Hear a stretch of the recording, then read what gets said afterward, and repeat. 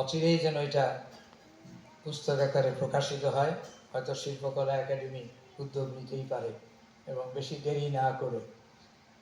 তো যাই হোক, অথবা ঢাকা বিশ্ববিদ্যালয় অথবা বাংলা একাডেমি অনেক, অথবা জাতীয় জাদুঘর।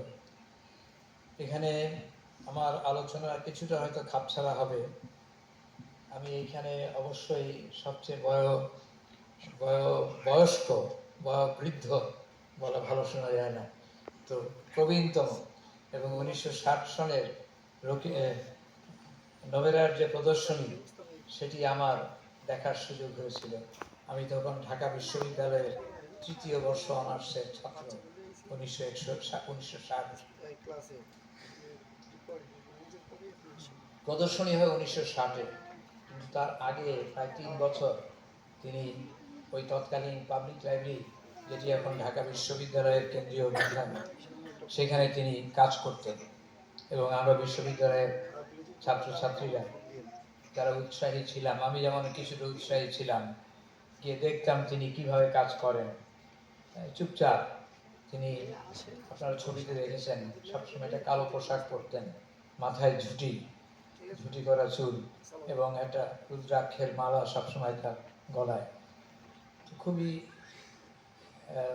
এবং সুন্দরী তো বটেই। তো সেটা বলার অপেক্ষা রাখে না। আমরা যেতাম তার এই আকর্ষণীয় অবয়ব এবং তার যে কাজ, সেটা দেখার জন্য চুপচাপ আমরা দেখতাম।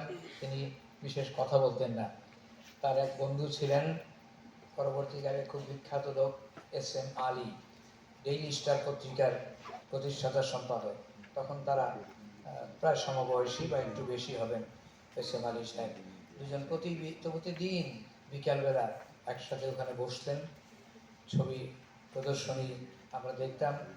আমরা মাঝে মাঝে একটুখানি হ্যালো বলার চেষ্টা করতাম, কিন্তু ঠিক খুব একটা আলাপ জমতো না। আর আমরা তো তখন একেবারেই নগণ্য। তো যাই হোক, সেই প্রদর্শনী আমি দেখেছিলাম, এবং আমি তখন থেকে একটু একটু করে আর্টের উপরে লিখি। এবং সুমন যথার্থই বলেছেন, তার প্রদর্শনীর নাম ছিল ইনার গেজ, অন্তর্দৃষ্টি। এবং তার উপরে একটা আলোচনা আমি লিখেছিলাম, যেটি তৎকালীন ডাকসুর পত্রিকা, সাইক্লোস্টাইল ইংরেজি ম্যাগাজিন স্পেকট্রা, তাতে ছাপা হয়েছিল। সুমন সেটা খুঁজে পায় নাই, আমিও খুঁজে পাই না, এখন আমার হাতেও নেই। আমি লাইব্রেরিতে ডাকসু তো 71 সনে কিছুই আর অবশিষ্ট ছিল না। সুতরাং এটা সাইক্লোস্টাইল ম্যাগাজিন থাকবে, যদি কারো কাছে থাকে, হয়তো অমূল্য সম্পদ সেটা এখন। তো যাই হোক, সেই প্রদর্শনীর সময় অসাধারণ একটা প্রদর্শনী, ভাস্কর্যের প্রদর্শনী। তখন ভাস্কর্য চর্চা কিন্তু শিল্পী হিসাবে, শিল্পকলা হিসাবে ভাস্কর্য আগেই এসছে এই দেশে নবের আহমদের মাধ্যমে। এবং শিল্পী জয়নুল আবেদিনকে সুমন উদ্ধৃত করেছেন। তিনি বলেছেন যে এই নবেরা বেশি কথা লেখেন নাই, কিন্তু আসল কথা লিখেছেন। চিত্রকলায় বা শিল্পকলায় নতুন ঐতিহ্য সৃষ্টি হচ্ছে, কত বড় কথা। এবং জাদুঘরে বা কোনো জায়গায় একটি ভবন আলাদা করে তার জন্য রাখা যেত। আমি কিছুদিন জাতীয় জাদুঘরের ট্রাস্টি বোর্ডের মেম্বার ছিলাম। তখনই আমরা সিদ্ধান্ত নেই, যেমন করেই হোক নভেরার কিছু নতুন কাজ দেশে আনা দরকার। তো নতুন কাজ, তখন তিনি আবার পেইন্টিং করেন, অনেক পেইন্টিং করেছেন। আমরা বোধহয় 2টো পেইন্টিং সংগ্রহ করতে সক্ষম হয়েছি, 11টা, হ্যাঁ। তো যাই হোক, খুব ভালো। তো যা নভেরা সম্পর্কে যা কিছু জানবার এখন আমরা সুমনের কাছ থেকেই জানবো সূত্র। তো ঢাকা জাদুঘরে এখন, জাতীয় জাদুঘরে তার কিছু কাজ, 11টি কাজ পেইন্টিং সংগ্রহ, আর স্কাল্পচার তো আছেই। যে ভাস্কর্যটি, ওই যে পরিবার, অসাধারণ।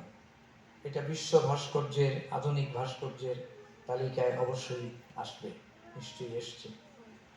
এত সুন্দর কাজ, এত এত আধুনিক, 1960 সনের কাজ, এত আধুনিক এবং তাৎপর্যময়। একটা ফ্যামিলি, এবং সাথে আবার যে যে কি বলে স্টাইল, আমরা অনেক সময় বলি হেনরি মুর, বারবারা হেপওয়ার্ড, এদের সংমিশ্রণ এখানে পাওয়া যায়, কিন্তু নোবেরার নিজস্ব স্টাইলেই এটা উপস্থাপিত। আমি মাঝে মাঝে একটুখানি ভেবেছিলাম যে নোবেরা যখন কাজ করছেন তখন বোধহয় তিনি ঢাকার জাদুঘরে যাওয়ার সুযোগ পান নাই।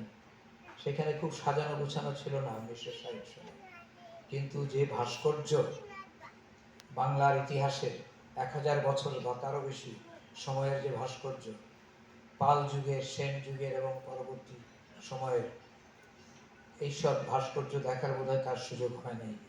হয়তো লোকশিল্প দেখেছেন, কিন্তু এই যথার্থ ভাস্কর্য কর্ম, যে শিল্প সৃষ্টি যেগুলো ছিল ঢাকা জাদুঘরে, এখন যেটা দেখার সুযোগ হয়তো তার হয়নি। হলে হয়তো তার স্টাইল আরো অন্যভাবে আরো কিছু সমৃদ্ধ হতে পারত।